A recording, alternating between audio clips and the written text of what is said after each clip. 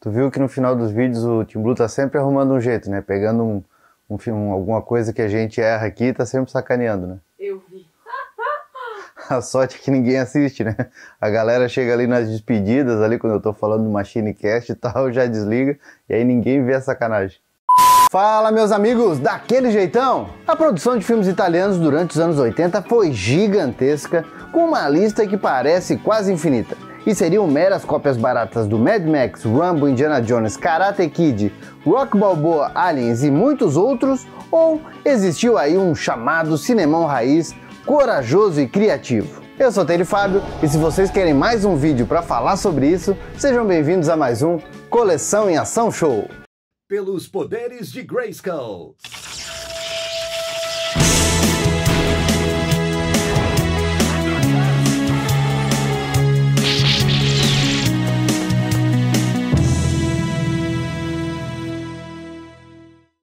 E chegamos ao terceiro vídeo sobre filmes italianos dos anos 80 aqui no canal. Aqueles filmes com cara de fast food norte-americano, mas com um gostinho macarrônico todo especial do jeito que só os italianos sabiam fazer. Então, se você ainda não assistiu os dois primeiros vídeos, vamos combinar assim. Assiste esse até o fim e se gostar, bora conferir os outros dois, porque eu garanto, também estão cheios de curiosidades nostálgicas. Mamma mia! E a gente já começa relembrando de Caçadores de Atlântida, um clássico das locadoras e também do SBT. Conhecido também como Riders of Atlantis e Atlantis Inferno quando chegou aos Estados Unidos, ou simplesmente Il Predatore di Atlantide, quando foi lançado originalmente nos cinemas italianos em 23 de novembro de 1983. E essa pérola do cinema mundial foi fruto das mentes criativas de Tito Carpi e Vincenzo Manino. E teve como diretor o lendário Ruggero Deodato, e como todo bom filme italiano do período, o longa é um liquidificador maluco de filmes como Mad Max,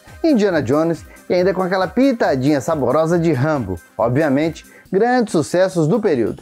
Caçadores de Atlântida foi estrelado pelos norte-americanos Christopher Connelly e Tony King e pelos italianos Stefano Mingardo, Michele Soavi e a belíssima Giola Scola. E mais uma renca de atores. Aliás, né, nesse tipo de filme era bem comum eles contratarem atores baratos do mundo todo, então imagina a festa que era nos bastidores. Bom, e na história que se passa em 1994, Mike Ross e Washington, respectivamente Connelly e Tony King, são dois caçadores de recompensa que num golpe de sorte, ou melhor dizendo de azar, acabam cruzando com a doutora Cat Rollins, vivida pela Giola Scola e mais uma galera que por acaso encontraram, né, um artefato com 12 mil anos e acabam indo parar em uma ilha misteriosa que surge no meio do oceano junto com uma redoma. E quando eles chegam lá, eles descobrem que todo mundo que estava na ilha foi morto por uma gangue de assassinos que parecem ter vindos de Atlântida. E para piorar, os caras andam nos triciclos e uma CG 125 cheia de penduricalho. Para ficar tudo bem com cara de Mad Max,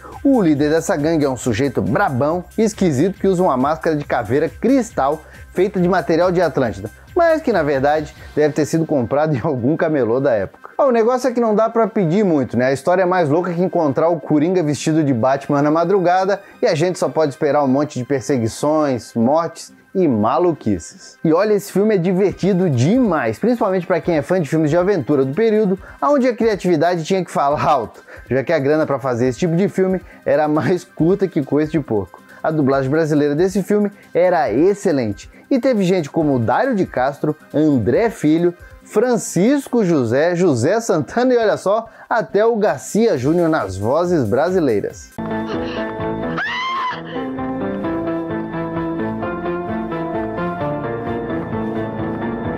Olha lá, pelo outro lado.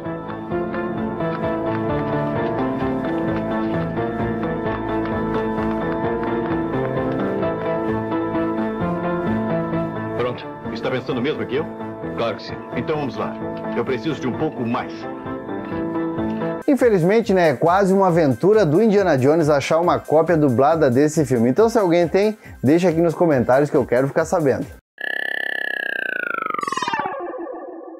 E que tal a gente continuar falando de aventuras malucas? Eu sabia que vocês queriam mais. Então bora falar do filme Guerreiros do Futuro, chamado também de The New Barbarians ou Warriors of the Wasteland lá nos Estados Unidos, e A Nueva Barbárie na Terra da Bota, quando foi lançado em 1983. E adivinha, né? Assim como Caçadores de Atlântida, que saiu no mesmo ano, esse filme é uma cópia barata e escarrada, né? E também muito divertida de Mad Max 2. E sendo dirigido pelo mestre Enzo G. Castellari e estrelado pelo italiano Giancarlo Prete, conhecido internacionalmente como Timothy Brent, que aqui vive o herói solitário Scorpion, um cara introspectivo, vestido com roupas pretas de couro e dirigindo um carrão tunado que cruza o mundo destruído de 2019. Isso anos depois de uma grande guerra nuclear que acabou com a civilização do jeito que a gente conhece. Isso mesmo, o cara é praticamente um Mad Max italiano. Enquanto o nosso Mad Max original e australiano enfrentava gangues motorizadas sinistras e um Jason tunadão, aqui o nosso herói Scorpion enfrenta uma turminha bem esquisita que se auto-intitula de Templários, um bando de Zé Mané vestido com roupinhas brancas e ombreiros de dar inveja no Didi Mocó, e são liderados por um tal de The One, vivido pelo sempre vilão George Eastman. E os caras assim, né, além de serem bem esquisitos, eles dirigem uns carrinhos elétricos e querem matar todo mundo, principalmente as mulheres. The world is dead. It raped itself. But I'll purify it with blood. No one is innocent. But only we, the Templars, are the ministers of revenge. One! One! One! One!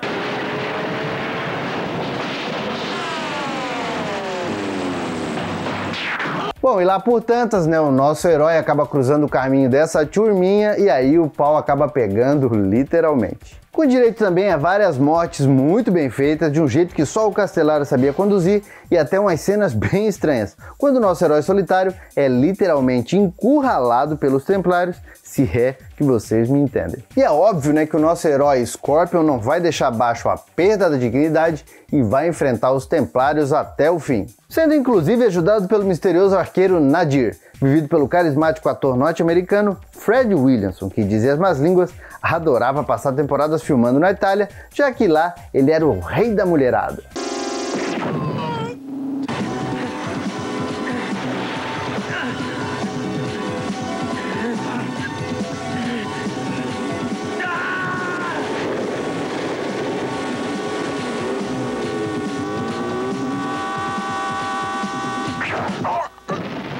E mesmo tendo vilões bem esquisitos, né, e tendo uma história bem datada, Guerreiros do Futuro ainda é um filme bem divertido que faz a gente lembrar daqueles tempos das locadoras, né, onde a gente olhava as capinhas e imaginava que tudo era uma superprodução.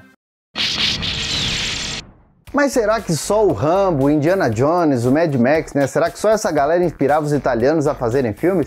É claro que não. Karate Kid também inspirou uma versão romana chamada Kickboxer, o Lutador. Conhecido nos Estados Unidos com o nome bem mais justo, Karate Warrior, e sendo originalmente chamado de Il Ragazzo del Kimono d'Oro, como foi lançado na Itália em 3 de setembro de 1987. Sendo produzido e dirigido pelo picareta genial Fabrizio De Angeli, o filme Kickboxer, o Lutador, era estrelado pelo ator italiano Kim Ross Stewart, vivendo o jovem Anthony Scott, praticamente um Daniel San dos pobres. E saca só a história, né? O nosso amigo Anthony Scott, um boca aberta de marca maior, sai lá dos Estados Unidos e vai para as Filipinas para visitar o pai dele, não por acaso o local onde os italianos adoravam filmar. Já que, claro, a mão de obra por lá era quase de graça e o local para produzir sem precisar de muitas autorizações era o que não faltava. Bom, o Anthony acaba se metendo com a gatinha local, chama a atenção de um bandidinho lutador chamado Kino, que junto com a gangue dá-lhe um pau federal no Anthony e deixa ele para morrer. Acontece que o americano é salvo por um mestre chamado Kimura e começa a treinar karatê, mesmo lá não sendo o Japão. E ele vai treinar até ganhar o direito de usar o kimono de ouro e também executar o golpe do dragão, mesmo que o dragão seja chinês e não japonês.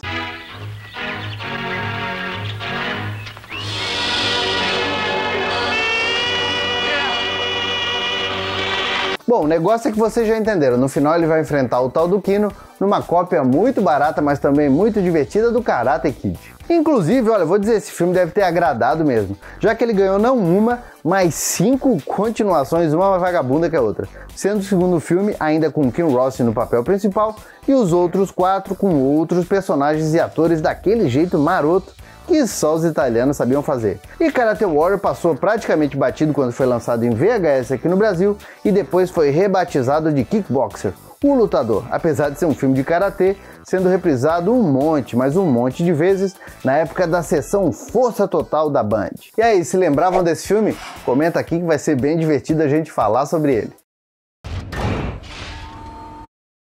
E a gente continua no mundo das lutas italianas com o filme Exterminador, The Opponent, que foi estrelado pelos norte-americanos Daniel Green e o saudoso Ernest Borgnine, e também sendo vivido pelo saudoso italiano Giuliano Gemma. Com direção de Sergio Martino, o filme foi lançado nos cinemas italianos em 1988 com o nome Qualcuno Paccherà. E na história do filme alla Rocky Balboa, o Daniel Green vive o aspirante a boxeador profissional Bob Mulligan, que acaba se envolvendo com um promotor de lutas corrupto chamado Martin Durant, vivido pelo Giuliano Gemma, num papel bem curioso, já que a galera das antigas estava bem mais acostumada a ver ele como mocinho nos filmes de faroeste. E aí o Bob vai ganhando fama, vai tendo várias lutas arranjadas, ganhando dinheiro, até que ele se cansa disso e resolve enfrentar o sistema. Junto com o sistema, ele vai enfrentar o Giuliano Gemma e a gangue dele. E nesse meio tempo, para complicar ainda mais, ele se envolve com a gatíssima Anne, interpretada pela atriz norte-americana Shane Brosnan, e entra na história o pai dela, Victor, vivido pelo melhor sorriso do cinema mundial, Ernest Borgnine. Aí é aquela história, né? No começo ele não gosta do futuro genro, mas aos pouquinhos vai sentindo que ele quer melhorar como pessoa e começa a ajudar ele na carreira e também contra os vilões. E Punhos de Exterminador, que também ficou conhecido como Uppercut Man nos Estados Unidos, é um rip-off bem curioso a respeito de Rocky, já que o Rocky era italiano e esse rip-off também é italiano.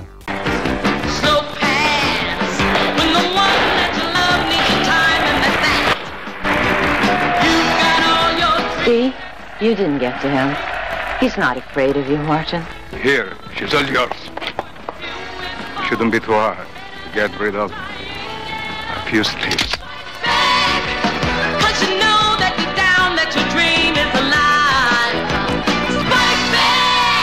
Então, né, se a gente parar pra pensar, até que os italianos demoraram bastante a pegar carona no sucesso desse filme do Stallone. E olha, já vou dizer, esse filme merece ser assistido só por ter o Giuliano Gemma e o Ernest Borgnine, 2 caras que eu gosto muito na mesma história. Aqui no Brasil, esse filme foi lançado em VHS pela lendária America Videos e dizem, passou até no cinema por aqui.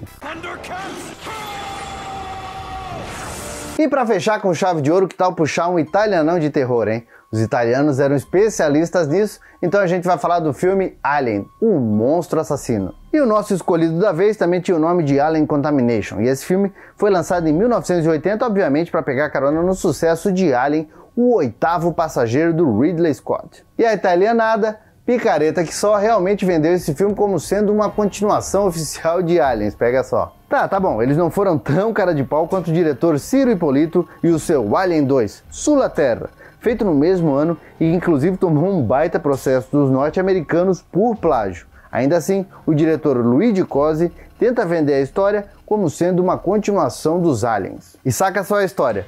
Um navio abandonado chega em Nova York e aí logo a galera para tudo porque dizem que ele está contaminado com uma carga alienígena. E nisso o pau já tá pegando e aparece uma coronel do exército chamada Stella Holmes, vivida pela canadense Louise Marlowe, que lembra da história do astronauta Ian Hubbard, interpretado pelo inglês Ian McClosh, que ao retornar de uma missão a Marte, contou sobre criaturas alienígenas altamente perigosas para os humanos. Pegaram aí? Logo depois, os dois se unem ao policial Tony, vivido pelo italiano Marino Massé, e começam a investigar uma conspiração industrial que pode ter tudo a ver com esse problema alienígena. O que interessa pra gente é que os tais aliens parasitas, né, a exemplo dos primos norte-americanos, dos primos mais ricos, adoram explodir um tórax, né, jogar sangue para todo lado, e isso é feito com muita maestria pelos italianos, que eram especialistas em efeitos práticos vagabundos, mas que davam certo.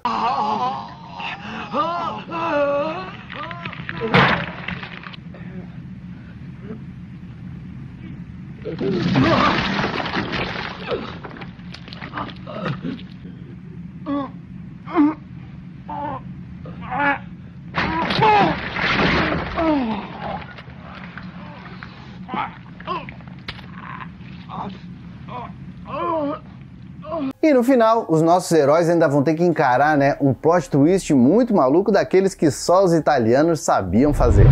Bom, meus amigos, por enquanto era isso. Eu espero que vocês tenham gostado desse vídeo. Depois confere o que a gente falou lá nos 2 primeiros e coloca aqui o que pode ser sugestão para um 4º vídeo. Então, se vocês querem isso, bora compartilhar e também deixar aquele like felpudo. E se você está chegando agora aqui no canal, ó, já aproveita e badala o sininho que vai ser um prazer ter você comigo 2 vezes na semana. E também já aproveita e conhece as nossas redes sociais. Tem coleção em ação para todos os gostos. Também tem o nosso site e especializado em coleções de brinquedos dos anos 80. E além disso tudo, toda segunda-feira eu tô junto com a galera do MachineCast no podcast mais maluco, mas também mais nostálgico da podosfera nos melhores agregadores de podcast. Eu, por exemplo, sempre assisto no Spotify. Então, tô esperando vocês lá e também aqui. Por enquanto, eu vou deixando meu abraço, dizendo que a gente se vê no próximo vídeo e valeu! E esses são os membros Felpudo Gold do canal.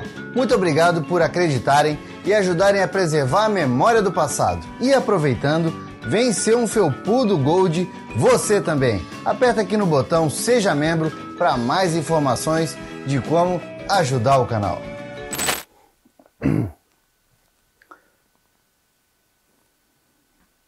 O mosca tá passando aqui do meu lado.